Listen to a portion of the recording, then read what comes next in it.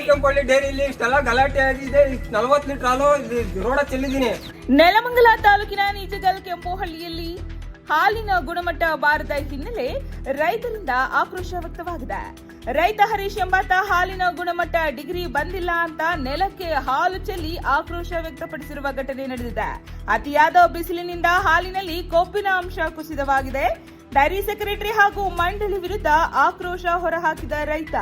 ಒಬ್ರು dairy secretary ಆಗಲಿ tester ಮನೇಲಿ ಇಲ್ಲೇ ನಿಂತವ್ರೆ ಎದುರುಗಡೆನೆ.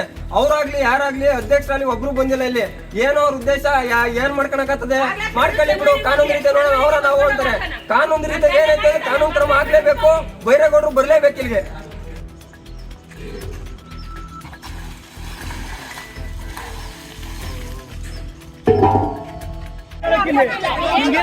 ಮಾತಾಡಕ್ಕೆ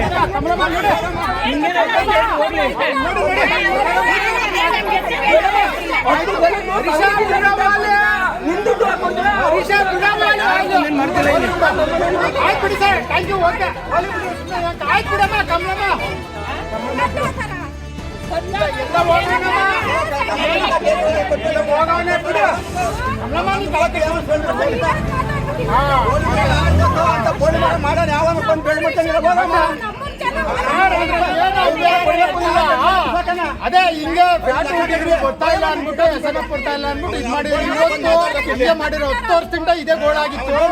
ಇವತ್ತು ಒಂಚೂರು ಸ್ಟ್ರಿಕ್ಟ್ ಮಾಡ್ದು, ಯಾಕಂದ್ರೆ ಡೈರಿ ಲಾಸ್ ಆಗಿರೋದಕ್ಕೆ ಅದಕ್ಕೋಸ್ಕರ ಈ ತರ ಆಗಿದೆ.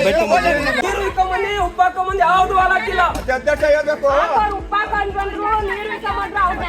ಯಾರು ಇಲ್ಲಿ ಡೈರಿ ಒಳಗೆ ಯಾರು ಅವ್ರ ದುಡ್ಡು ಹಾಕೊಂಡು ಯಾರು ಕೊಟ್ಟಿಲ್ಲ. ಡೈರಿ ಸಂಸ್ಥೆ ದುಡ್ಡು ಜನ ಕೊಟ್ಟವ್ರೆ. ಏನ್ ಅವ್ರ ದುಡ್ಡು ಯಾರು ಕೊಟ್ಟಿಲ್ಲ.